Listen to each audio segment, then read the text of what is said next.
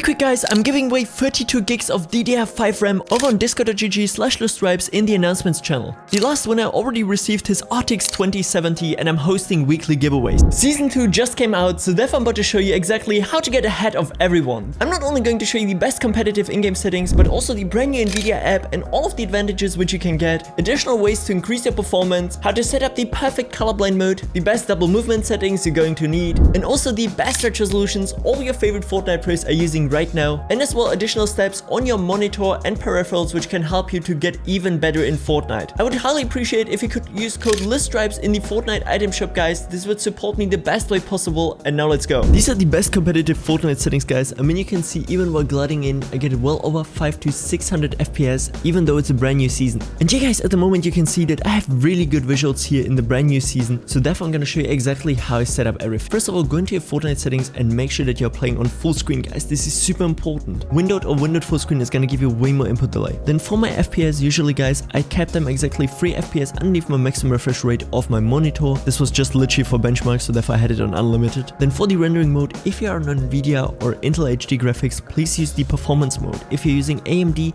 use DirectX 12. Then my brightness is set to 100%, Triton up set to 7, which still looks the best in my opinion. Like I can give you a quick comparison right now on screen, guys, of the different colorblind modes. The next up, guys, of course my 3D res is on 100%, but if you're struggling with FPS, you can even go down to something like 90% and your game is still gonna look amazing. Like you can see, guys, there's literally no downgrade in terms of quality. And for the rest, everything on near, low, and make sure that report performance stats is actually disabled, guys, and as well under game options, there should be right now here replays, which you also want to fully disable. And this is already it, guys. This is how you can get literally super consistent FPS. And real quick, guys, for your keyboard movement, you should definitely put for forward diagonal angle 70, strafe angle 90, and backwards diagonal angle 135. This is gonna give you the best double movement settings. First of all, Nvidia has released a brand new application which now basically merges GeForce Experience and the Nvidia control panel into one tool. And what's super insane about it is that you can set up all your GPU preference settings for every single game specifically. So if you want to use, let's just say as an example, the low latency mode, or I don't know, anti-aliasing enabled or something like that in Fortnite only, you can set it up only for Fortnite. But what's also really cool is you can now do custom colorblind modes, guys. So therefore you have a full on scale where you can basically set up the saturation and intensity and all of that, and you can do it specifically for Fortnite, Valorant, Counter-Strike. No matter which games you guys are playing, you can set it up custom for each and every single one of these games. And here we have right now on screen the brand new Nvidia app, guys. You can get it from the official website, link for it in the description. And what they basically did is they combined the Nvidia control panel with GeForce Experience. You can see in the first place, guys, we have drivers, where you of course always should make sure that you have the latest driver if it's actually a full release version. Then next up under graphics, what's really cool is that you can now individually for every single game set up your graphics for your presets which you want. So we're gonna click now here under Fortnite, guys, and I would actually not recommend you to use any of these optimization steps in here since you cannot select the performance mode. So therefore we're only gonna scroll down and actually take a look here at driver settings. And what's now the coolest thing in this update is, guys, that we can now fully customize here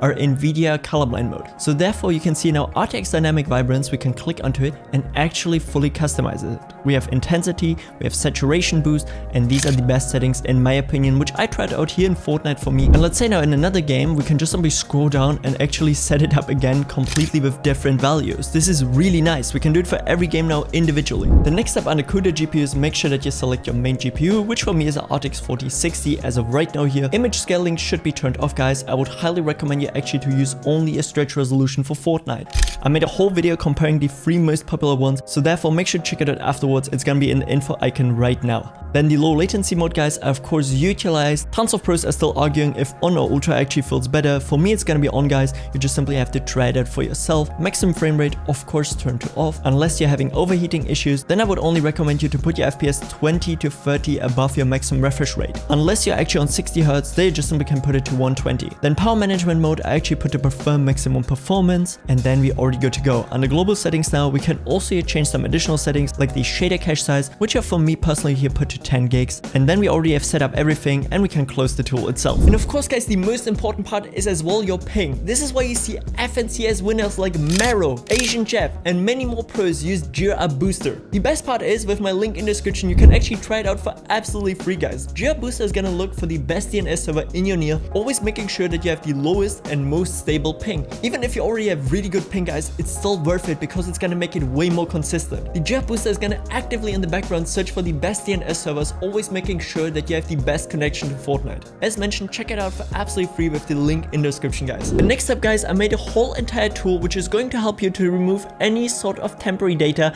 and especially GPU shader cache files. Well, basically your GPU, every time you hop into a game, actually creates data to help it load the game faster the next time you actually launch it. But especially during major updates like a brand new Fortnite season, it can be very beneficial to delete these files. So therefore I made a whole entire tool myself, guys, which I'm by the way giving you for absolutely free on my discord.gg/leStripeZ in the performance packs channel, guys. You can literally go in the search bar and type in there performance packs and you will find it. You can remove delivery optimization files, shader cache files and all of that, Windows updates, literally everything is in this tool. And it's just like a handy all-in-one tool which I'm going to show you right now. And we're now actually going to delete the shader cache files. Keep in mind, it might maybe take 1 or 2 games for Fortnite to rebuild them again, but afterwards your game is going to run so much smoother. So therefore, let's go. You can see in the first place we can actually clean all kinds of temporary data from our PC, which are in presenter, app presenter, you know, like the basic stuff. Just simply type in 1 and everything gets completely cleaned. What's also kind of cool is that you can clean your specific browser cache. So if you type into, you can select Google Chrome or whatever you guys have,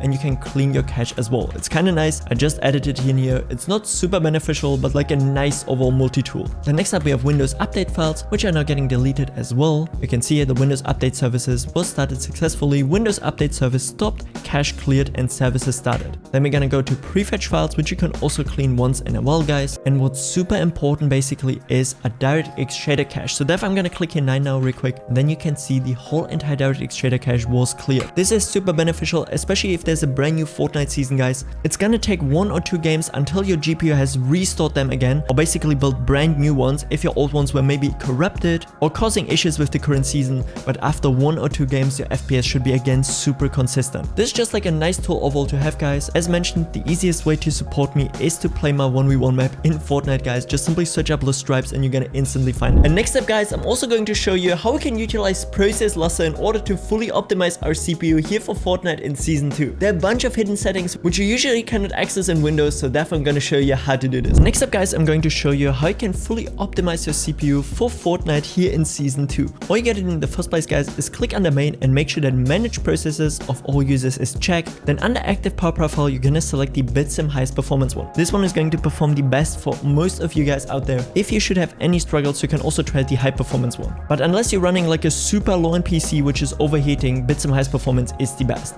Then you're also gonna make sure that Pro Balance is enabled. Then next up, we're gonna go under options, go under general, and in here now you have manage processes of all users. This one should be checked again. And then we have refresh interval GUI. This one you're going to put to 5 seconds. Then next up, we also have refresh interval governor, and this one you're also going to put to 5 seconds. Then we're gonna go over to power under performance mode, and there you're gonna make sure that all 3 of these are actually checked. Change power profile when engaged, enable automatic detection, e.g. Steam, and also disable idle saver while performance mode engaged. For me, I don't have Fortnite right now running in the background, so therefore I'm gonna showcase you here how to do it with the Epic Games Launcher exe. It works exactly the same. It should be called Fortnite Windows 64 Shipping exe, but all you gotta do is right click onto it, go under CPU priority, go under always, and make sure to put it to high. Then next up, we have INO priority. There you also gotta go under always and make sure to put this one to high as well. Next up now, guys, we have a setting here which is gonna be called induced performance mode. This one you're going to click as well, and then you're already good to go. You can close the tool since it's still gonna be in your system tray and you don't have to worry about it. Now we're gonna go here into edit power plan. Then you're going to click under power options, and then you're gonna make sure that the bitsim highest performance mode is actually enabled. It says here also provides bitsim optimized CPU performance, which we just completely set up. Next up, guys, I want to talk about something a lot of people actually are not aware of, guys. You know, since like a couple of months, especially flashy RGB effects or even high hertz polling rate mice are super popular out there on the market. But what a lot of people don't know, with all of these mice which maybe are on 2K, 4K, 8K hertz, this is super hardware demanding on your CPU. So especially if you're more on a lower to mid-end PC, you might actually struggle and see a huge decrease in terms of performance while swapping to one of these super high hertz mice. The same also, by the way, applies for having super fancy RGB effects on your keyboard. What a lot of people don't understand is pros actually disable these RGB effects because that's additional processing power which has to go on just for processing all the effects which are on your keyboard. And next up, guys, I want you to also open up the software of your mouse. For me, it's right now the Razer DevAdder V3 Pro. And you can see once we actually now go into performance, guys, that I'm actually using at least 800 DPI. Basically, the higher your DPI is, the more precise the mouse sensor is going to work. So therefore, you see a ton of Fortnite pros right now switching to way more, something like 1600, 3200 and all of these here. And that your pulling rate should also be on the highest possible for you. And that your pulling rate should also be on the highest possible.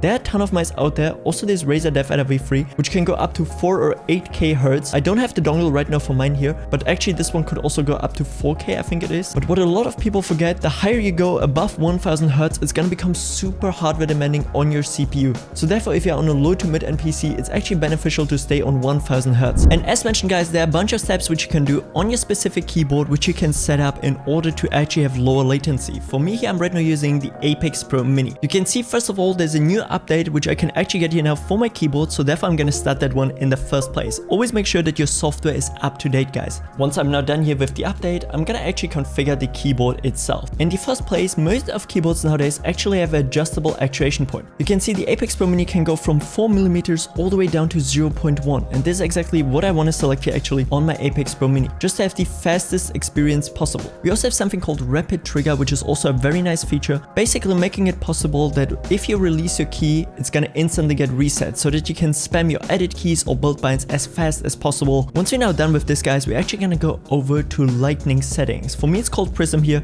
and what's very important is, guys, that all of these effects, as already explained, are super hardware demanding. So therefore, what I'm going to do is actually make sure to turn them off completely, guys. You can see many top pros actually fully disabling these is actually going to result in higher input delay, since everything has to get processed in your CPU. Next up, guys, let's make sure to properly set up our monitor for Fortnite here in Season 2. I'm going to show you all of the advantages which tons of monitor brands out there have, so therefore make sure that you copy these. And when it comes down to the best monitor settings, guys, you can right now see on screen that most monitors actually in the control panel have specific modes like color vibrance, low blue light, gamma and all of that. I'm just gonna put you right now my specific monitor settings on screen, which you can feel free to copy actually one to one. And under picture or game mode or however it's called for you, there might be a few additional modes like AMA and Diag Plus on Zoe and all of these here. And you should definitely make sure to Google your specific monitor model, and if it has any sort of mode to reduce motion blur, guys, you should definitely utilize it. As mentioned on Zoe, it's called Diag Plus. AMA is also kind of like a smoothness mode, which is gonna help you overall out to make the monitor a ton smoother. So therefore, make sure that you do some research on the monitor which you have right now and just check real quick if it has any of these modes.